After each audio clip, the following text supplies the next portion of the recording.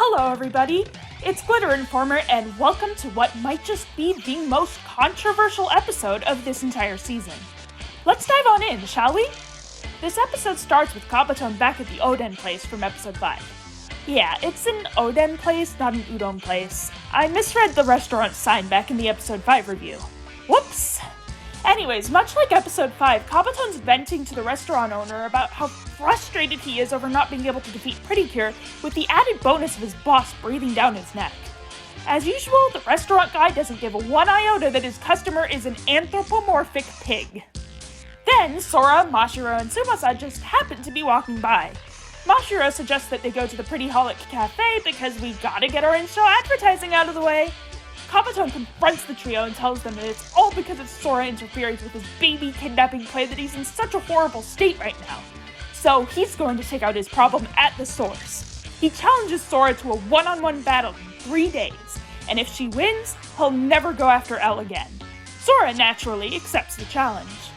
Mashiro comes up with an idea to get Sora prepared for the upcoming battle. She calls in Agaha because Yo-Yo's busy working on the portal to Skyland, and Agaha takes them back into her car and drives them to the mountains for some epic training. Agaha's still calling Tsubasa boy and gushing over how cute his bird form is, so he's naturally still upset at her. Not helping matters is that since there wasn't enough space in the car because of all their luggage, Tsubasa has to sit in the trunk while in bird form. Just like last time, the show completely glosses over Agaha continuing to be a jerk to Tsubasa, and Tsubasa understandably being mad. Fortunately, this isn't the focus of the whole episode, but I really hope that Agaha's behavior toward Tsubasa gets addressed eventually. Agaha's idea of training for Sora involves sitting under a waterfall, fighting this cryptid called the Lord of the Mountain, and practicing an ultimate technique atop a mountain.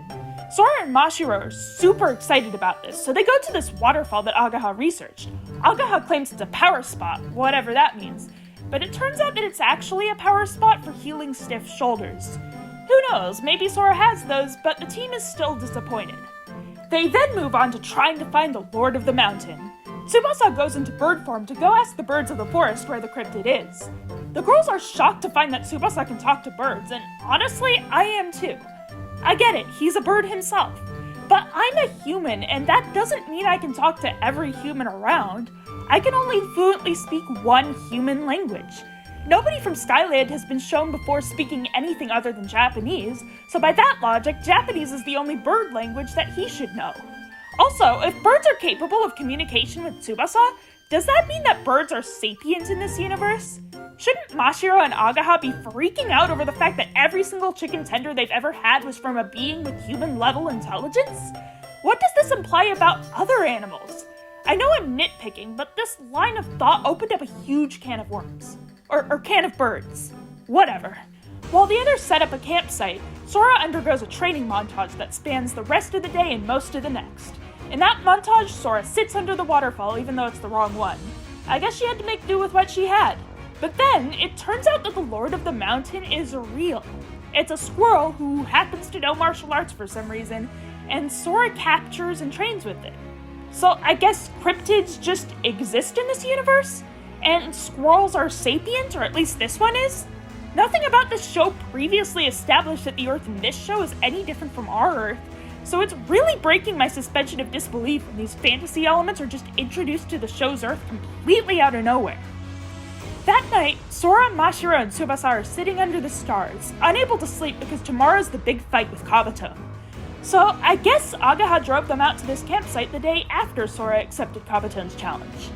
Everyone's nervous, but Tsubasa assures Sora that no matter what, everyone's rooting for her. Not just Mashiro and Tsubasa, but also Yo-Yo and Elle. This clears Sora's foggy mind and allows her to sleep at long last. Or at least that's what's implied by the fade to black and Sora not being super duper groggy the next day. Now, it's time for the big fight. Sora approaches Kabaton while Mashiro, Tsubasa, Agaha, and Elle hide behind a bush to watch. Kabaton reveals his secret technique. Remember how I predicted that in episode 5, Kabaton would turn himself into a Ronborg and then I was totally wrong? Well, it turns out that this is the episode where he does that. There's not much difference design-wise about Ronborg Kabaton compared to normal Kabaton. He just has a black rectangular mark around his eyes, he's surrounded by a dark aura, and most importantly, he's absolutely gigantic. Sora transforms into Pure Sky, and the fight goes pretty well at first. Sitting under the waterfall for so long gives her the ability to focus somehow, which allows her to dodge all of Kabaton's punches. She then gives Kabaton a punch of her own, which is powerful enough to put Kabaton in a lot of pain. According to Tsubasa, the Lord of the Mountain taught her that punch. But then, Kabaton recovers and he claps his hands around Pure Sky. He's about to crush her, but then Mashiro, Tsubasa, Agaha, and L cheer for her. This gives Sky the strength and motivation to push Kabaton's hands out of the way and keep him from crushing her. Somehow. I'm just as baffled at this as Kabaton is. I get that the message is supposed to be that the other support is giving her strength, and I can buy that. What's confusing is that it's their cheers specifically that give her the strength. Even before the others raised their voices, she knew that they were supporting her. So why wasn't she just super strong and motivated from the beginning? Kabaton goes to punch her once again, but Sky counters back with her own punch, which overpowers him and causes him to stumble. She then uses Sky Punch, leaving Kabaton lying defenseless on the ground. It's as clear as can be that Sky has won the fight, and there's nothing he can do against her. But then, storm clouds start to appear in an otherwise clear sky, signifying that Kabaton's boss is returning for him one last time. In a last-ditch effort not to get fried to a crisp by his boss, Kabaton breaks his promise to Sky not to go after L. He shoots a dark laser at the hiding in the bush gang, but fortunately, Mashiro and Tsubasa transform just in time. You'd think that the transformation sequence would focus on both of them equally, since this episode doesn't focus on one more than the other, but aside from Mashiro's stick thingy being shown at the beginning and Pure Prism's transformation background being shown during the split screen part, the sequence mostly focuses on Tsubasa. It really feels like the show is going out of its way to shaft Mashiro sometimes. Anyways, Pure Prism takes out Kabaton's big evil laser with Prism Shot, while Pure Wing flies L and Agaha out of the way. Sky and Prism then use Updraft Shining on Kabaton, which reverts him back to his non-Rongberg form and sends him crashing down on the ground from a great height. If Kabaton wasn't completely outclassed before, he definitely is now. The storm clouds in the sky become massive. Kabaton panics because he's been proven to be weak now, and weaklings are worthless in the Underg Empire. Sure enough, Kabaton gets levitated against his will up into the air. He pleads to his boss that he's still useful, but his boss knows otherwise. Also, this is the first time Sky and Prism found out about the Underg Empire. The only reason we, the audience, know about it is because Kabaton told L he would take her there back in episode 9. The storm clouds shoot a bunch of lightning, which the Cures dodge. It becomes obvious that they're going to do the same to Kabaton, though, who is unable to dodge. For some reason that not even she understands, Pure Sky leaps into the air in order to save Kabaton. And yeah, this is the part of the episode that has been causing a lot of outrage in the fandom. Not everybody hates it, but most people do from what I've seen. For this whole show, Kabaton has been nothing but complete and utter evil. He revels in hurting others, whether physically or emotionally, and he's been shown to have zero redeeming qualities. And yet, when this complete monster, who's been threatening L this whole time, is finally about to be killed, Sky decides to show him mercy, even though he very much doesn't deserve it. Not helping matters is that Kabaton was a divisive character among the Pretty Cure fandom even from the beginning of the show, and him sticking around so long without any of the other villains' faces being shown only made the fandom tire of him even more. A lot of people were rooting for Kabaton to die. On top of that, the franchise has a history of completely terrible people being forgiven even when they absolutely don't deserve it. The absolute worst of it that I've seen so far, in my opinion, is 2019's Star Twinkle Pretty Cure. I'm going to spoil that season, so skip to the timestamp shown on screen if you want to not be spoiled. Ready? Okay. There are multiple examples in Star Twinkle of villains being forgiven even when they don't deserve it, but the most shining example is the main villain, Darkness. She already destroyed the home planet of one of her underlings, but she completely outdoes herself by destroying the entire universe in the finale. Fortunately, due to their 11th hour power-up, the Cures of that season are able to restore the universe back. But instead of killing Darkness or putting her in space jail, they just let her go free. She doesn't even repent for her actions. In fact, she warns that she might come back and destroy the universe again if she feels like it. but they just let her go anyways.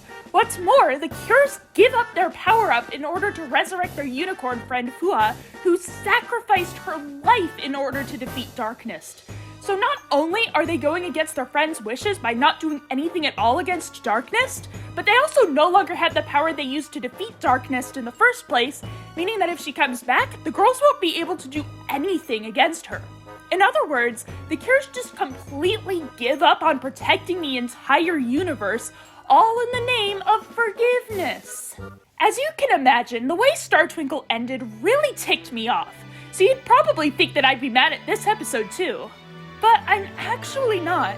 There are multiple ways that this scene differs from that one. First of all, we have the biggest difference. Kabaton is not a threat.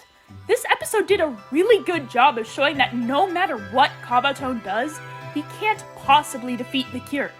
They've just become too strong. If he could still pose a threat to them, his boss wouldn't be trying to kill him in the first place. So Cure Sky isn't risking anything by saving Kabaton's life. Second of all, just because Cure Sky is saving Kabaton's life doesn't mean she forgives him. It just means that she doesn't want to see him die. You can wish all sorts of punishment on evil people in real life without wanting them to die, so what's the difference here? Sky's looking at Kabaton right now and she sees a helpless person who is about to be killed, and if she just stands there and lets it happen, she's going to live with his blood on her hands for the rest of her life. If I were in this situation, I don't know if I would make the same choice as Sky, but regardless, I can understand where she's coming from, and I don't think she's stupid for making this decision. So anyways, Sky shoves Kabaton out of the way just in time before he gets struck by lightning, which I guess means that Kabaton's boss's lightning powers are slower than actual lightning.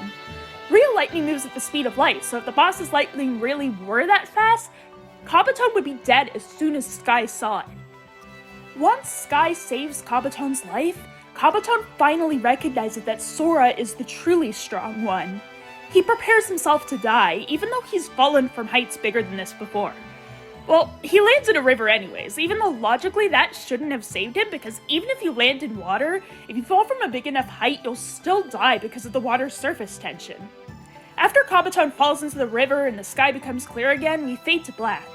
So I guess the Cures just let him go? I guess that even if they'd tried to capture him, he would have just teleported away. But as Tsubasa mentions, it would have been useful to have Kabaton as a captive because they still have a ton of questions about what the Underg Empire is. Now, here's where this episode gets weird. We cut back to the Oden place where Kabaton's decided to turn over a new leaf. He's going to live on Earth from here on out. So, just because the villain failed to electrocute Kabaton to death one time, she's just given up forever and is just letting him live? Also, Kabaton's a good guy now? Since when? I get what the show is trying to go for. All Kabaton has ever known is a dog-eat-dog world, and after being shown mercy for the first time, he realizes that there's more to life than being the strongest.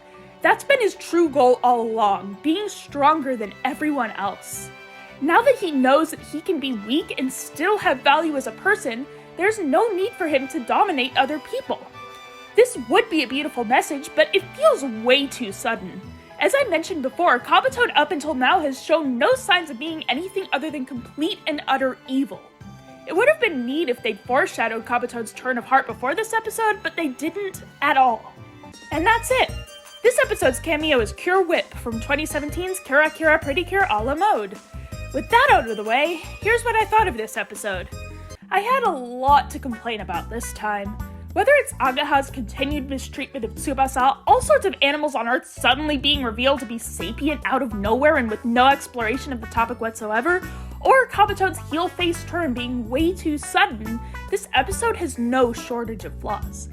But I didn't hate it. In fact, this episode managed to be okay. It really started picking up with the fight scene, which is good because this whole episode exists for the sake of that fight scene. The stakes were higher than ever, but Cure Sky and the others showed themselves to be true heroes. After all the grief Kabaton's given them over the course of the season, it was really cathartic to show them thoroughly dominating him once and for all. Plus, I did like the concept of Cure Sky saving Kabaton and inspiring him to not be evil anymore, even if it could have been executed better. So that's all for Kabaton's evil reign over Hirogaru Sky Pretty Cure. We'll see what new villain from the Underg Empire will appear next time.